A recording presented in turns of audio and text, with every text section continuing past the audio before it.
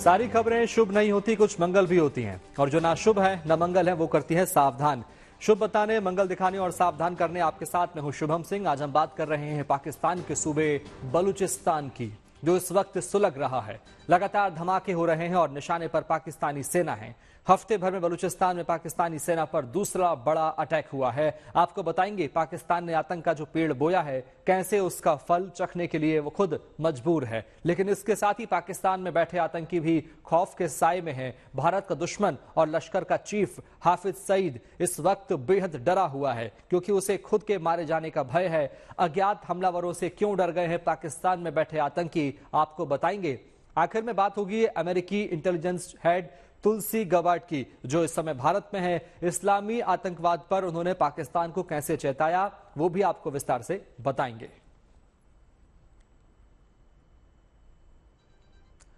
लेकिन आज शुरुआत करते हैं बलूचिस्तान से। आतंक को पालने पोसने वाला पाकिस्तान आज खुद धमाकों से थर्रा गया है। हालांकि यह पाकिस्तान के जुल्म का नतीजा है कि बलूच लड़ाकों ने उसके खिलाफ मोर्चा खोल दिया है। 5 दिनों के अंदर दूसरी बार बीएलए ने बलूचिस्तान में बड़ा हमला किया और इस बार भी निशाने पर पाकिस्तानी सेना रही। बीएलए ने एक फिदायीन हमले में पाकिस्तान के 90 सैनिकों को मारने का दावा किया है। देखिए हमारी रिपोर्ट।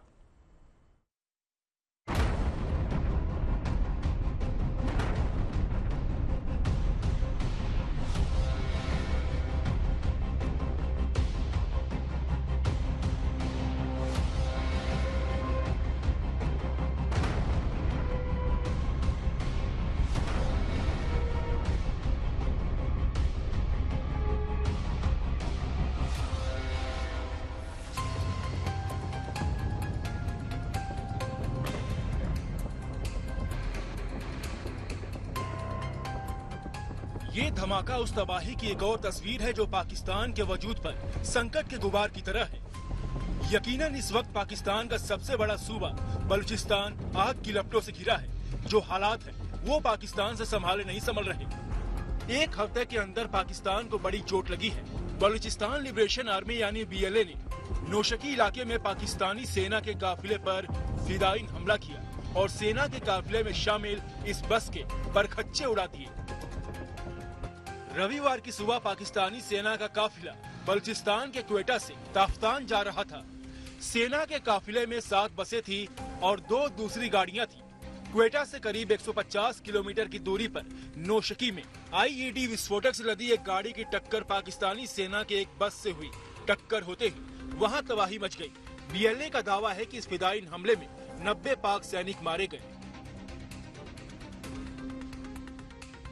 हमले का ये वीडियो बीएलए ने जारी किया है और दावा किया है कि आगे चल रही गाड़ी को पहले और उसके पीछे चल रही गाड़ी को दूसरा टारगेट बनाया गया। कॉन्वॉय था, 8 बसेस का कॉन्वॉय था और ये विजुअल्स देखने को मिल रहे हैं। जिस तरीके से उस बस की, मतलब आप समझ सकते हैं, बस बिल्कुल ही चकनाचूर हो चुकी है। तो और वही बस नहीं, एक और बस भी है जिसको नुकसान हुआ है। तो 2 बसों में एक का तो विजुअल हम देख रहे हैं कि बिल्कुल चकनाचूर, एक आत्मघाती हमला हुआ है। आप समझ सकते हैं कि उस बस में सिर्फ 4 या 13 ही आदमी होंगे और कुछ नहीं तो कम से कम 40-50 आदमी तो उस बस में बैठे होंगे।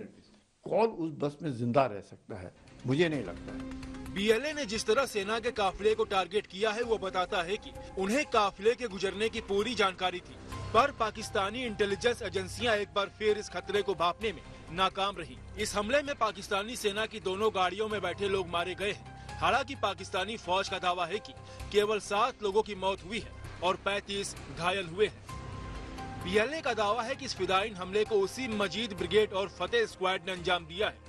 बीएलए का मजीद ब्रिगेड एक मिलिट्री विंग है जो आत्मघाती हमलों को अंजाम देने में माहिर है। फतेह स्क्वाड आमतौर पर बलूचिस्तान के पहाड़ी इलाकों में ऑपरेशन को अंजाम देता है और पाकिस्तानी सेना के खिलाफ गुरिल्ला ऑपरेशन करता है। बीएलए के लड़ाकों ने और मजीद ब्रिगेड के कमांडर्स ने इस कार्रवाई को बहुत ही शातिर प्लानिंग के बाद अंजाम दिया है। जाहिर बात है कि उन्होंने एक ऐसा इलाका चुना जो कि बहुत रिमोट एरिया है। ये चोट गहरी है। पाकिस्तान सख्ते में इसलिए भी है क्योंकि चंद रोज पहले ही बीएलए ने उसकी सेना को एक बड़ा झटका दिया था। 5 दिन पहले बीएलए के लड़ाकों ने क्वेटा से ही पेशावर जा रही एक पैसेंजर ट्रेन पर कब्जा करके उसमें सवार लोगों को बंधक बना लिया था। बीएलए का दावा था कि उस ट्रेन में मौजूद 214 बंधकों को उनके लड़ाकों ने मार दिया। हालांकि पाकिस्तानी सेना ने दावा किया कि उसके 28 सैनिक मारे गए।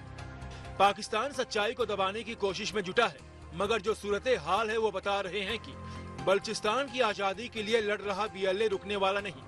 एक के बाद एक 2 बड़े हमले करके उसने बलूचिस्तान में पाकिस्तानी सरकार की जड़ें हिला दी हैं। बीएलए के लगातार हमले इस बात का ऐलान है कि बलूचिस्तान की आजादी का आंदोलन जोर पकड़ चुका है। बलूचिस्तान करीब 3.5 लाख वर्ग किलोमीटर में फैला पाकिस्तान का सबसे बड़ा सूबा है, जहां नेचुरल गैस, ऑयल, कोल, कॉपर, सल्फर और गोल्ड जैसी कीमती खनिज पाए जाते हैं। पाकिस्तान बलूचिस्तान की संपदा का फायदा तो उठाता है, पर बलूचिस्तान को कुछ नहीं मिलता, उल्टे शोषण किया जाता है। पाकिस्तान के जुल्म की वजह से यहाँ हमेशा गहरा असंतोष रहा है। जब हिंदुस्तान पाकिस्तान का दोनों बने, जब आज़ाद हुए, तब भी बलूचिस्तान ने ये चाहा था कि वो हिंदुस्तान के साथ मिले और उन्होंने ऑफर भी किया था कि हम हिंदुस्तान के साथ मिलना चाहते हैं। पर क्योंकि एक्ट ऑफ इंडिपेंडेंस में उनका वो एक क्लॉज था कि कॉन्ग्रुइटी होनी चाहिए स्टेट्स के अंदर जो आपस में मिलना चाहते हैं, तो वो क्योंकि उसका बॉर्डर हिंदुस्तान के किसी भी स्टेट के साथ बॉर्डर नहीं मिलता था, इसलिए वो पाकिस्तान में रहा। तब से वो अपनी इंडिपेंडेंस के लिए लड़ रहा है, क्योंकि वो कहता है कि मैं जो हम बलूचिस्तान जो है उसका वजूद पाकिस्तान से पहले का है, तो ये कैसे अधीन हो सकता है उसके। पाकिस्तान की सियासत और सेना में पंजाब सूबे का दबदबा रहा है और बलूचिस्तान की हमेशा अनदेखी हुई है। जब कभी अधिकारों की मांग हुई तो पाकिस्तानी हुक्मरानों ने उसे कुचल दिया, पर अब बीएलए की ताकत बढ़ चुकी है। उसके लगातार हमलों ने इस्लामाबाद में सरकार को हिला दिया है और पाक सेना बैकफुट पर है। Bureau report, good news today. Pakistan में इस वक्त बलूच लड़ाकों का खौफ है। सरकार के समझ में नहीं आ रहा कि वो हालात को कैसे काबू में करे। मुश्किल यह है कि पाकिस्तानी सेना का मनोबल भी टूटा हुआ है। वो एक साथ 2 मोर्चों पर मार खा रही है। दक्षिण में बलूच अगर आजादी की लड़ाई लड़ रहे हैं तो उत्तर में खैबर पख्तूनख्वा के इलाके में पख्तून भी जोर दिखा रहे हैं। अफगानिस्तान के तालिबान का उन्हें पूरा समर्थन है। हालात ये हैं कि पाकिस्तान में सुरक्षा बलों पर हमले और आतंकवादी घटनाओं की तादाद तेजी से बढ़ी है। पिछले 2 साल के अंदर पाकिस्तान में 57 ऐसे हमले हुए हैं, जिसमें ज्यादातर हमले बीएलए और तहरीके तालिबान पाकिस्तान की ओर से किए गए हैं।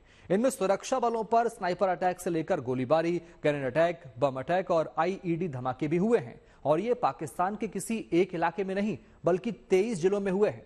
इन हमलों में बेहिसाब लोगों की जान गई है। हालांकि आरोप यह भी है कि पाकिस्तान सही आंकड़े नहीं देता और जानबूझकर मारे गए लोगों की संख्या कम करता है या फिर छिपाता है।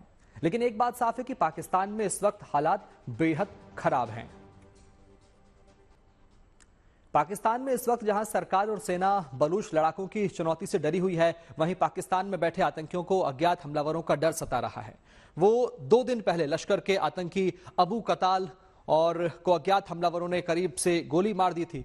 चर्चा गर्म हो गई थी और इस गोलीबारी में कताल के साथ लश्कर का चीफ हाफिज सईद भी मारा गया था। मगर ऐसा है नहीं, हाफिज अभी जिंदा है। हाँ, अपने राइट हैंड अबू कताल के मारे जाने के बाद वो बेहद डर गया है। खबर यह भी है कि आईएसआई ने उसकी सुरक्षा पहले से ज्यादा बढ़ा दी है, क्योंकि माना जा रहा है कि अगला नंबर उसका हो सकता है। देखिए रिपोर्ट।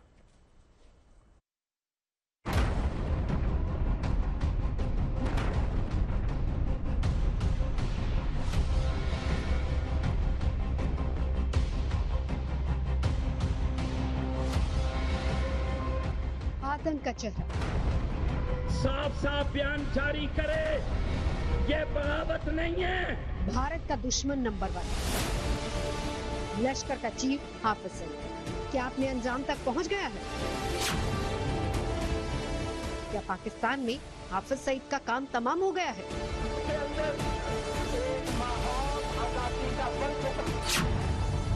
हाफिज को लेकर सवाल इसलिए है क्योंकि आतंकी अबू कताल सिंधी के मारे जाने के बाद हाफिज सईद की मौत की खबर भी चर्चा में है।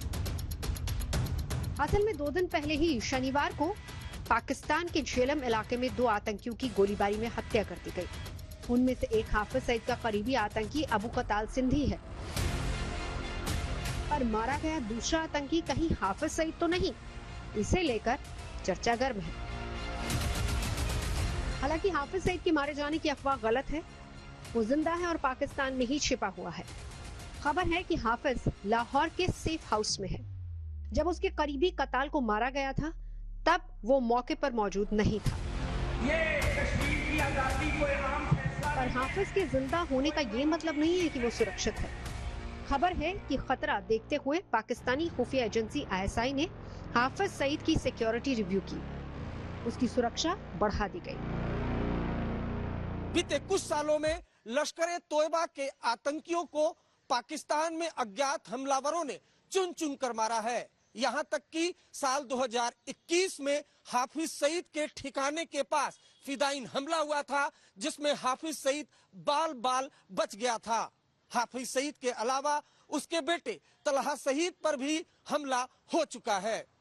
पाकिस्तानी खुफिया एजेंसी ISI को डर है कि कहीं अज्ञात हमलावर हाफिज सईद को अपना निशाना न बना ले, क्योंकि बीते दिनों लश्कर के कई खूंखार आतंकी जिसमें हजला अदनान और रियाज अहमद उर्फ अबू काशिम को अज्ञात हमलावरों ने मार गिराया था। दोनों हाफिज सईद के बेहद करीबी थे। हाफिज को इस वक्त मौत का डर सता रहा है। पाकिस्तान में बैठकर और ISI की निगहबानी के बावजूद उसे डर है कि कोई अज्ञात हमलावर उसका काम तमाम कर सकता है। ऐसा इसलिए है क्योंकि 2 दिन पहले जियाउर रहमान उर्फ अबू कताल को अज्ञात हमलावरों ने पॉइंट ब्लैंक रेंज से सर पर गोली मार दी। अबू कताल वही आतंकी है जिसने पिछले साल 9 जून को रियासी के जंगलों में शिव भक्तों पर हमले की साजिश बुनी थी। हाफिज सईद का दाहिना हाथ कहे जाने वाले अबू कताल ने 2 साल पहले राजौरी में आतंकी हमले का प्लान तैयार किया था, जिसमें 7 लोगों की हत्या कर दी गई थी। हाफिज सईद ने अबू कताल को अपनी आतंकवादी गतिविधियों का चीफ ऑपरेशन कमांडर बना रखा था, जो आतंकवादियों की भर्ती करता था, भारत में हथियारों की सप्लाई के साथ बड़े आतंकवादी हमलों को अंजाम देता था। अबू कातिल जो है वो वांटेड टेररिस्ट था भारत का, और वो इन्वॉल्व था सिविलियन किलिंग में रियासी डिस्ट्रिक्ट में जो शिव खोड़ी से यात्री आ रहे थे। अबू कातिल इन्फिल्ट्रेशन कराने में भी रजौरी पुंछ में काम करता था और वहां हालात बिगाड़ने की कोशिश कर रहा था। आप फिक्र ना करें, इसमें जम्मू कश्मीर पुलिस का हाथ नहीं है। गनमैन को हमारा डबल सैल्यूट, वो भारत के लोग हमेशा उनके आभारी रहेंगे। अबू कताल सिंधी को पाकिस्तान में ही अज्ञात हमलावरों ने गोली मारकर हिसाब पूरा कर लिया। हालांकि हाफिज सईद अभी जिंदा है, लेकिन अबू कताल की हत्या के बाद उसकी जान भी खतरे में है, और ये बात पाकिस्तान के पत्रकार भी मान रहे हैं। कल शाम से बहुत ज्यादा खबरें गर्दिश कर रही हैं सोशल मीडिया के ऊपर कि हाफिज सईद को टारगेट कर दिया गया है, कत्ल कर दिया गया है।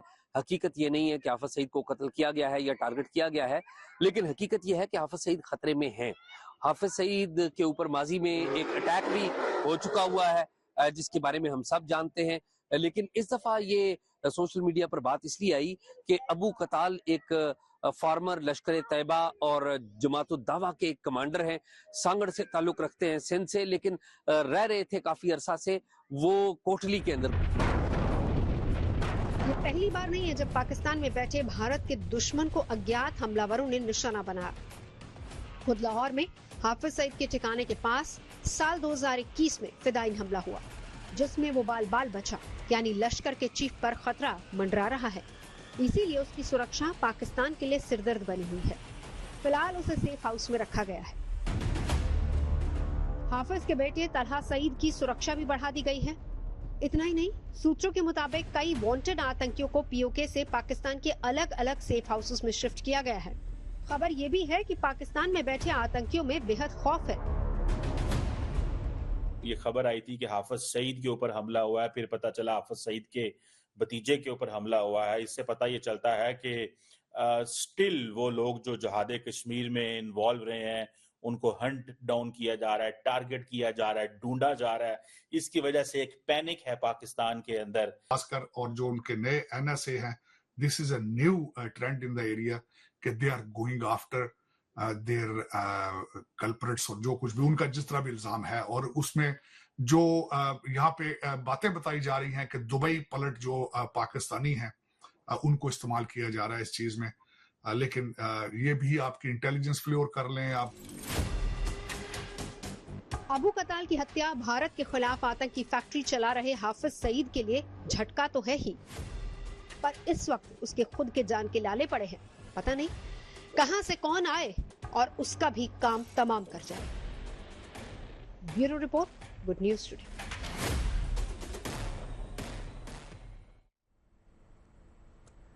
राष्ट्रीय खुफिया प्रमुख तुलसी गबार्ड भारत में हैं। गबार्ड कई देशों की यात्रा के हिस्से के रूप में भारत पहुंची है। उनकी एशिया यात्रा का समापन 18 मार्च को दिल्ली में रायसीना डायलॉग में भाषण देने के साथ होगा। आज उनकी प्रधानमंत्री मोदी से मुलाकात हुई है। प्रधानमंत्री ने उन्हें महाकुंभ का गंगाजल भेंट किया। तुलसी ने खुफिया सहयोग, साइबर सुरक्षा और रक्षा संबंधों पर भारतीय अधिकारियों के साथ बातचीत की। तुलसी गबार्ड ने इससे पहले रक्षा मंत्री राजनाथ सिंह से भी मुलाकात की।